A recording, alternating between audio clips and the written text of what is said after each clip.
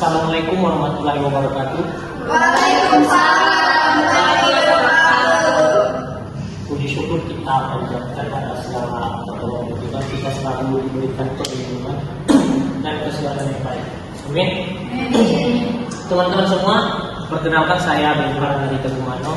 Di sini saya akan berpidato dan berbagi sedikit pengetahuan kepada teman-teman semua tentang self love.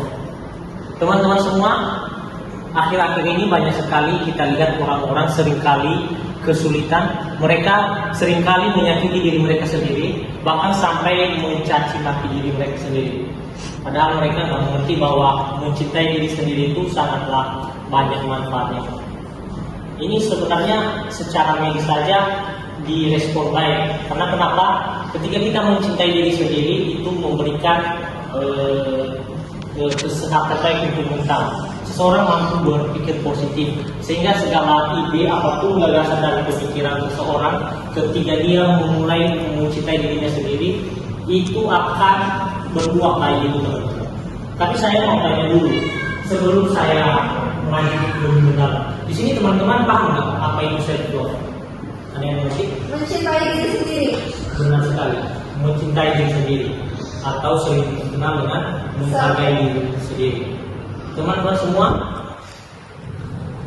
menghargai diri sendiri itu ada beberapa manfaat. Yang pertama itu seseorang akan semakin berkualitas ketika dia sudah menerima dirinya.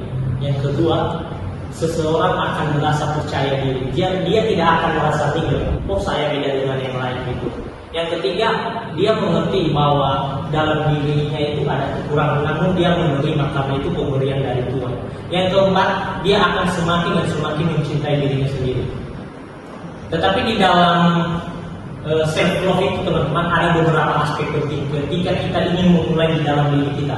Kalau teman-teman merasa akhir-akhir ini belum pernah menerapkannya dalam diri teman-teman semua, saya akan bagi beberapa aspeknya. Yang pertama ada self-awareness. Self-awareness itu adalah kesadaran kita atau kesadaran individu dalam dia berpikir, cara dia membuka wawasannya. Dalam arti dia bisa menerapkannya dengan membuat contohnya buku harian, sehingga segala emosional ataupun tindakannya sepanjang hari bisa dituliskan di dalam buku tersebut dan dievaluasi ke depan. Yang kedua itu ada namanya self-worth. Self-worth ini adalah kemampuan seseorang untuk mengetahui bahwa dirinya itu sangat bernilai, dalam arti dia tidak perlu harus melakukan banyak hal atau mengikuti kriteria-kriteria tertentu untuk bisa dianggap berharga di mata orang lain. Yang ketiga ada namanya self esteem, yaitu adalah mengacu pada kemampuan ataupun kualitas seseorang terhadap pencapaiannya selama dia hidup. Self esteem ini bisa meningkat ketika kita sudah menerapkan self worth dalam kehidupan kita sehari-hari. Karena di sini kita diterapkan bisa menerima, bisa merasa nyaman dan puas terhadap diri kita sendiri. Yang keempat ada self care. Artinya ini mencintai diri sendiri, menerima diri sendiri dengan menjaga kesehatan. Self care ini biasanya dilakukan oleh orang-orang sekarang seperti me time, nonton di bioskop, jalan-jalan di mall, atau datang ke tempat-tempat liburan gitu. Dan yang terakhir itu ada namanya self reward, dalam arti seseorang mencintai dirinya dengan memulai harinya dengan pemikiran yang baik. Kedua, dia memulai perancangan apa yang dia lakukan sepanjang hari. Dan yang ketiga itu mengenali dan mengenali lagi apa sih yang menjadi kebutuhan utama di dalam dirinya sendiri. Jadi kurang lebih ada 5.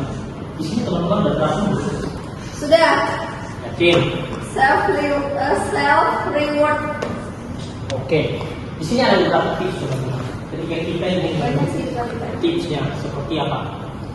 Pertama, kenali ketakutan di dalam dirimu selama ini. Jangan pernah lari-lari masa lalu. Kerjakan masa lalu dan evaluasi.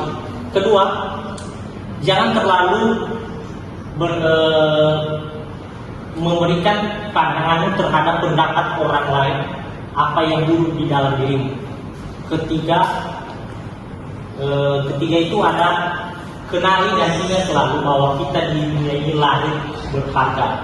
Dan yang terakhir, tetaplah bergaul dengan orang banyak yang berpemikiran positif sehingga bisa membawa hal-hal baik dalam kehidupan.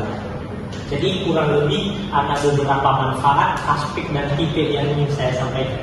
Mungkin itu saja. Dan sebelum saya menutup pidato ini, saya ada sedikit kutipan dari psikologi klinis. Namanya itu nanti bisa dicari di Syah Al-Inta.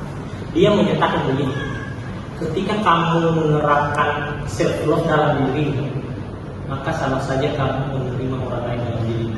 Dalam arti kamu seringkali melihat kekurangan, mendapatkan ketidaknyamanan.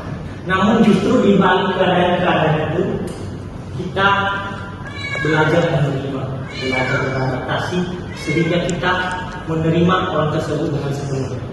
Jadi mulai hari ini berdamailah dengan dirimu sendiri. Ayo cintai dirimu.